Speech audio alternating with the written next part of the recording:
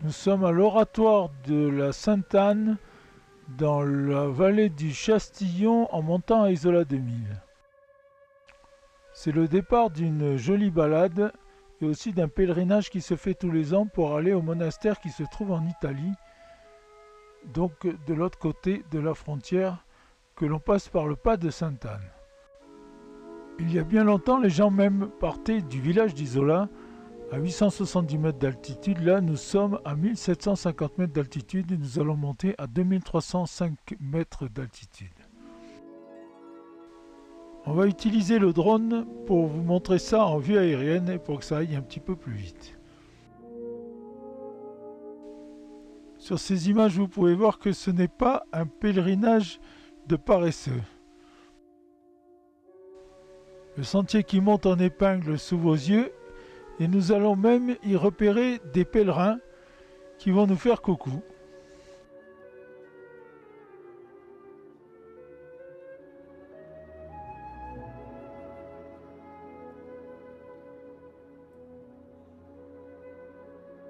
Voilà, de courageux pèlerins qui se rendent au monastère de la Sainte-Anne.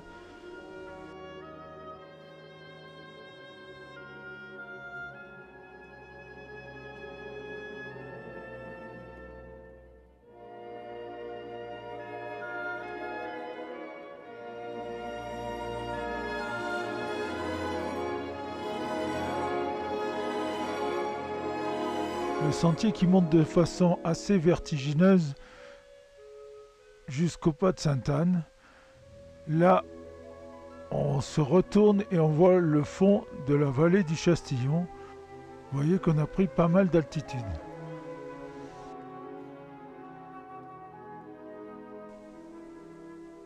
Nous sommes à l'arrivée au pas de Sainte-Anne et le soleil est sorti. Le chemin qui y arrive. Sur la fin, il y a même une corde qui vous permet de vous tenir pour ne pas tomber.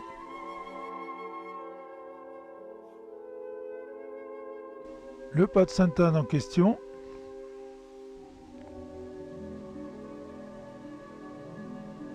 La croix et le côté italien. Avec l'altitude de 1308 mètres. Et là, ce sont des pèlerins qui sont en train de monter.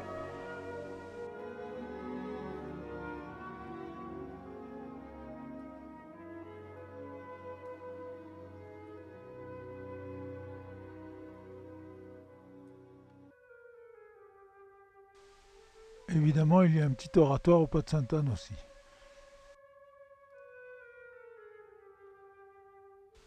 Il y a un autre itinéraire en partant du col de la Lombarde, qui est plus facile, puisqu'on est déjà monté en altitude, on est à 2350 mètres. La borne frontière, ici il reste encore quelques névés. Et là au fond, le but de notre randonnée du pèlerinage, le monastère de Sant'Anna di Vinaggio.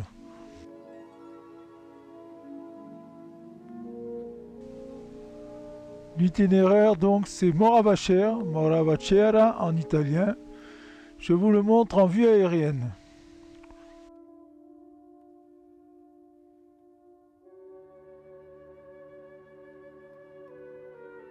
Nous suivons les crêtes frontalières, donc côté gauche c'est la France et côté droit c'est l'Italie.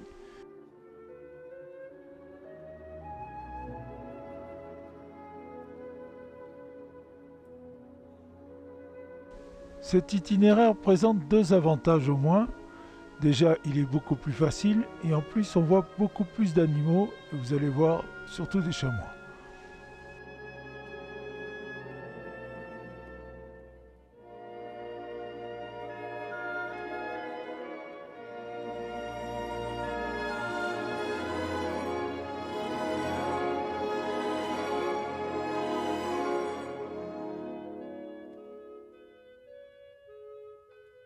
On ne va quand même pas aller jusqu'au monastère avec le drone.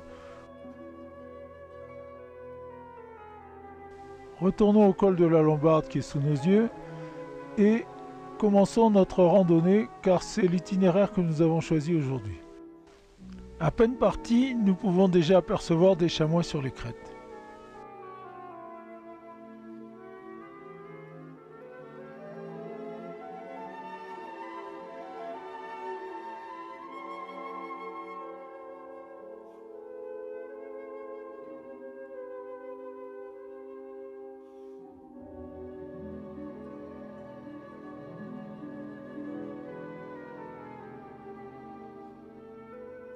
Et là, le chemin que je vous ai montré en vue aérienne.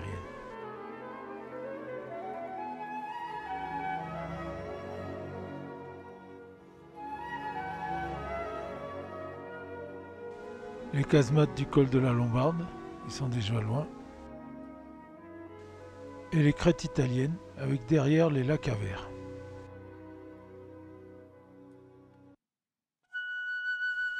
Encore un chamois.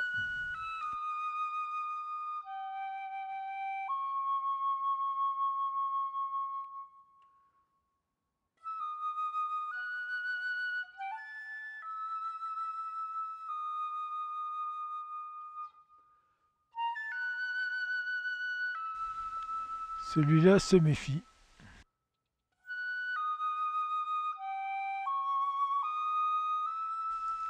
Normalement, le mâle a les cornes plus recourbées que la femelle. Je vous laisse les reconnaître.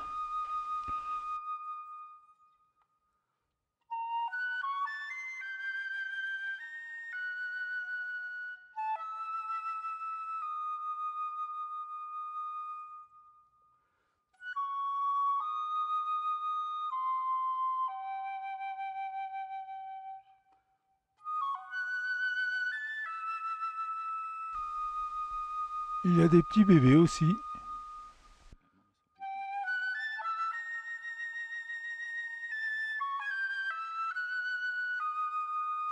La marque de la frontière qu'on va suivre tout le long et qui date de 1947 seulement. Le soleil qui se lève sur le col dei Morti et les cimes italiennes.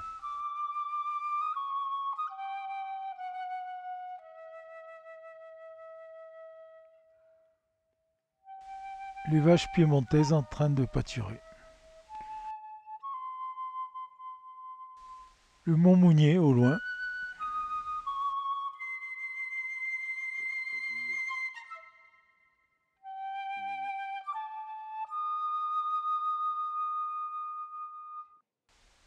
Les pylônes du Catex qui servent à déclencher les avalanches l'hiver.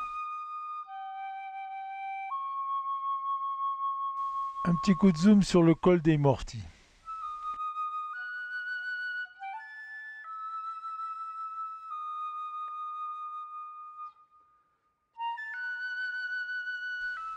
Des positions de tir qui servaient pendant la dernière guerre.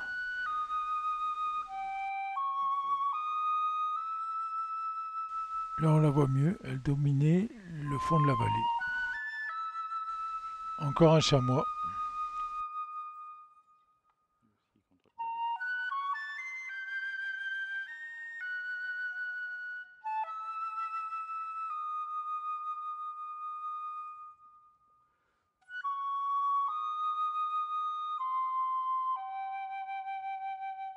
L'ancienne gare du téléphérique d'Orgials.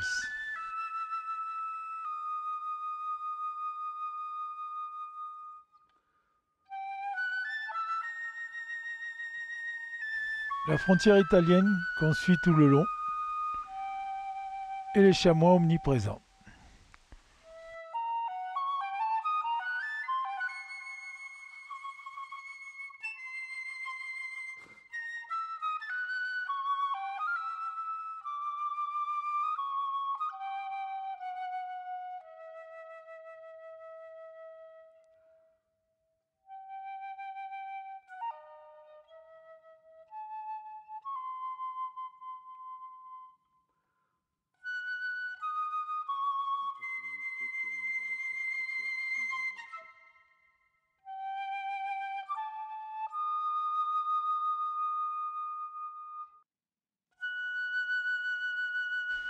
Sans doute une ancienne cabane de chasse. On dit que ce territoire était resté italien jusqu'en 1947 parce que le roi d'Italie y aimait chasser.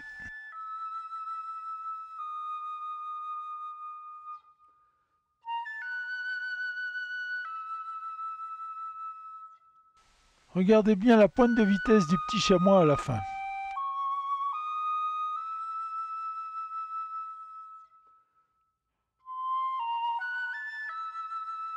Le lac Sainte-Anne, c'est celui qui alimente la centrale hydroélectrique du sanctuaire. Nous amorçons la descente vers celui-ci d'ailleurs.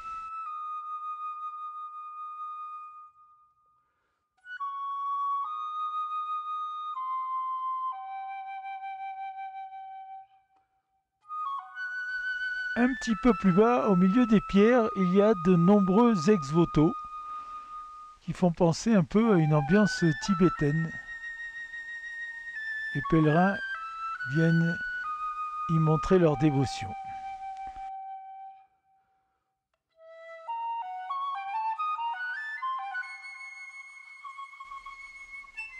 De nombreux petits oratoires comme ça, fabriqués avec des pierres, sont là depuis des années. Au loin, on peut voir des gens descendre du pas de Sainte-Anne, l'autre itinéraire.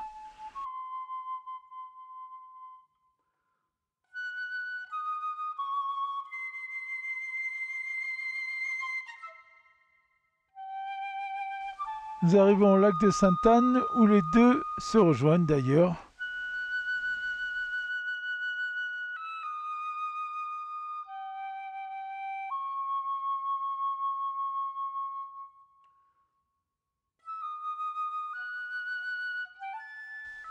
Quelques minutes plus tard, nous arrivons au rocher de l'apparition, là où la petite Anna Banis est censée avoir vu apparaître la Sainte-Anne.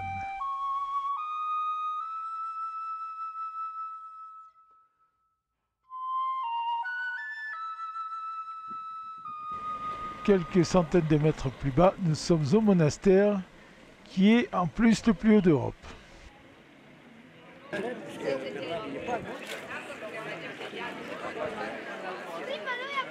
La cérémonie se prépare et on commence à prendre la statue de la Sainte-Anne pour la sortir de l'église.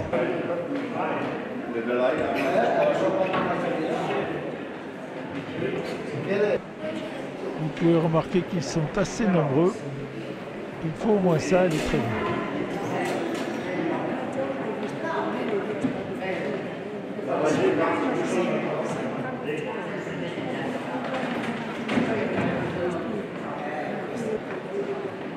Non seulement elle est lourde, mais en plus la pente est raide pour monter jusqu'au rocher de l'apparition. Ils vont se relayer.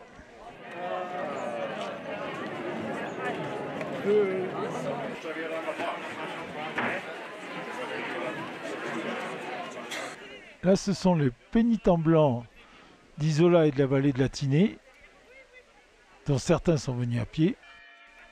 Et vous pouvez remarquer qu'il y a déjà beaucoup de monde.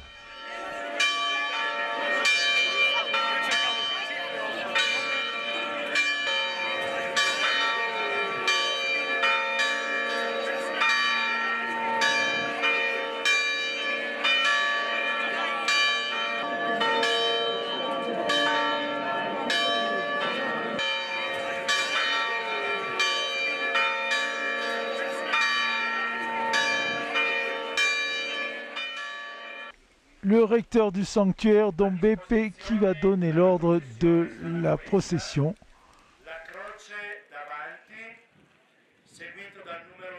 Il y aura donc d'abord tous les jeunes des jeunesses chrétiennes, ensuite il y aura les pénitents, et ensuite il y aura les chevaliers du Saint-Sépulcre, puis la statue et les autorités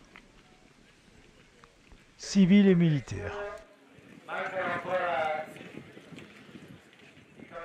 Les consignes de Don Beppe ont été suivies à la lettre et le cortège va pouvoir prendre le chemin du rocher de l'apparition.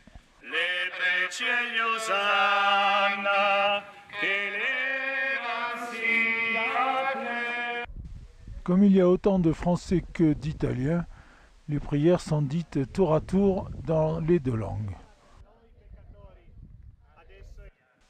Profitons de la montée du cortège pour faire un peu d'histoire.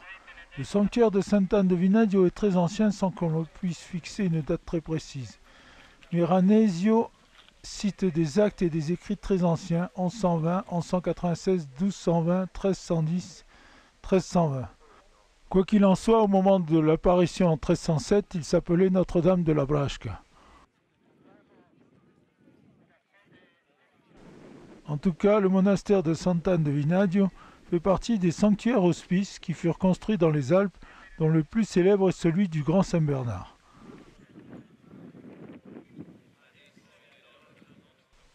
Dans la région, nous pouvons signaler l'hospice du col de Tende, dédié à la Sainte Trinité, celui de Notre-Dame de Fenestre, qui fut tour à tour propriété des Templiers puis des Chevaliers de Jérusalem, pour devenir plus prosaïquement celle des chanoines de la cathédrale de Nice.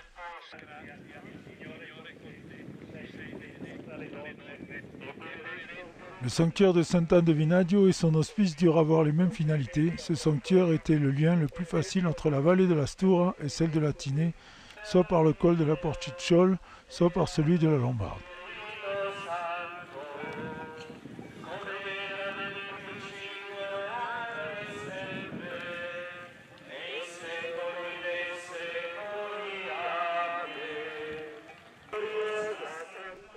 Nous sommes arrivés au rocher de l'apparition. Voici les pénitents blancs, suivis des chevaliers du Saint-Sépulcre.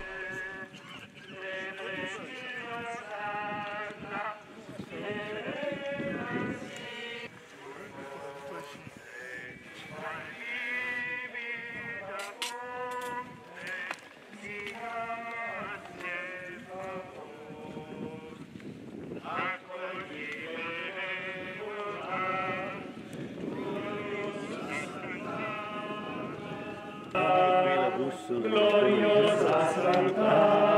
occasioni sono buone. Don Beppe explique le déroulement de la cérémonie. Nel canto alla figlia di Sant'Anna che è anche presente nella statua, Maria, il canto mentre trascorre la vita. Sia te, le preziosa Anna, che nella sia te.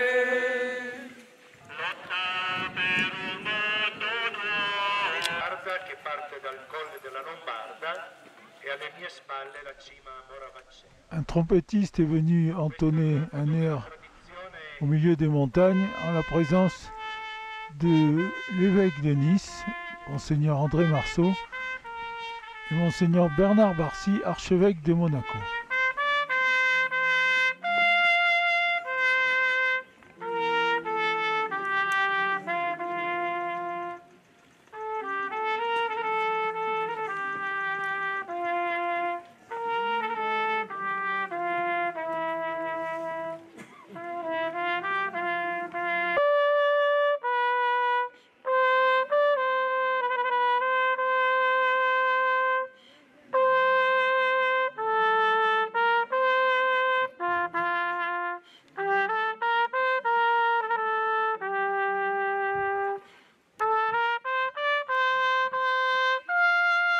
Le musicien s'appelle Fabrizio De André et il joue un morceau qui s'appelle Il colore del vento, la couleur du vent. Cette fois, c'est un habitant de la vallée Stura qui va faire une prière dans le patois du coin qui ressemble beaucoup à celui de la vallée de la Tinée.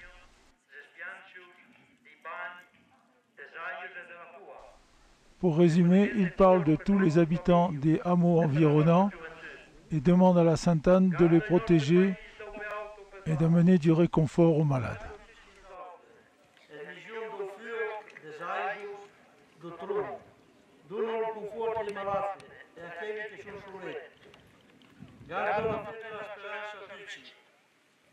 Fai che la vita sia di Dio come un dono e fai che tutti i giorni te venga sia incamminato verso buon Dio. Mi curaggi a tutti e l'amicizia. Sant'Anna prega per nosaltres. Cette fois, c'est le recteur des pénitents d'Isola qui parle en patois de Latiné. Il explique que depuis des siècles, les Isoliens viennent au monastère par le pas de Sainte-Anne. Quel que soit le temps, la neige, la pluie, ils sont toujours arrivés à bon port.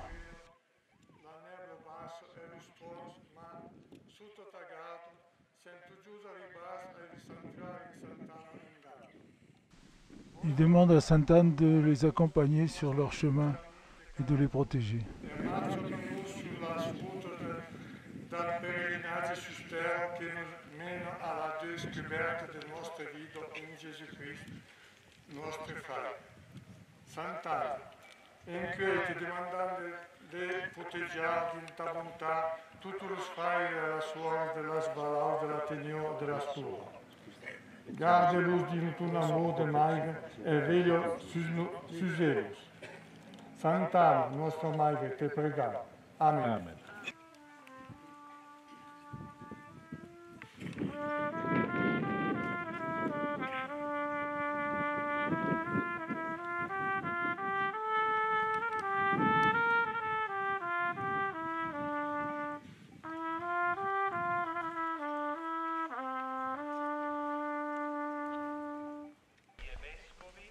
La cérémonie se termine et tout le monde va redescendre au monastère de Sainte-Anne. L'assemblea di non partire già adesso, ma di aspettare che arrivi la statua e di mantenere l'ordine.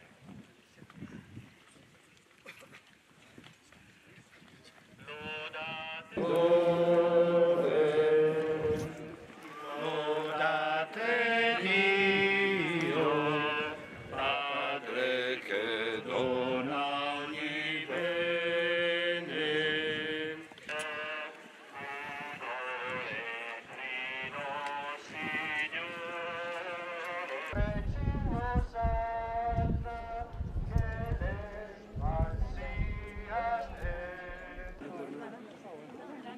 Sarà fatta in francese la prima parte, naturalmente tutti rispondiamo.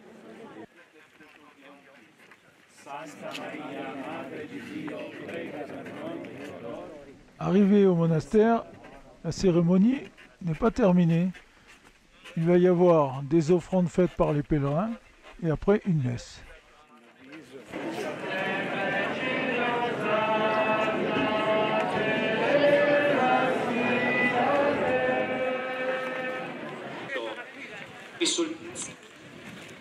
Vorremmo accogliere una pellegrina che è arrivata questa L'Ombep qui accueille donc les pèlerins qui sont venus à pied et qui amènent des cadeaux. alla fatica del cammino, anche la carta del pellegrino. Porta questo libro che è molto prezioso per noi, per il santuario, perché è il libro delle preghiere che i pellegrini quest'anno hanno lasciato rivolgendosi a Sant'Anna. Ce pèlerin qui amène une maquette qu'il a faite du monastère.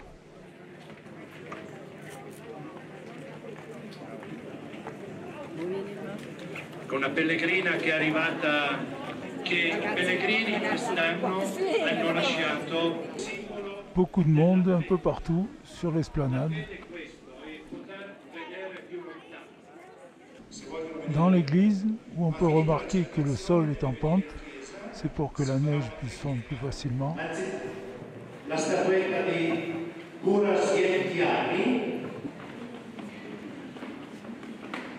Invece questa è la statua che ho venerata, il Sant'Andore, che si trova in la buona famiglia cristiana, ha fatto un servizio. Sous les arcades où il y a aussi beaucoup de monde. Voilà, c'était la Sainte-Anne 2018 au monastère de Santa Anna di Vinaglio. Allez, retour au col de la Lombarde et en France donc par la voie des airs, on profite du paysage.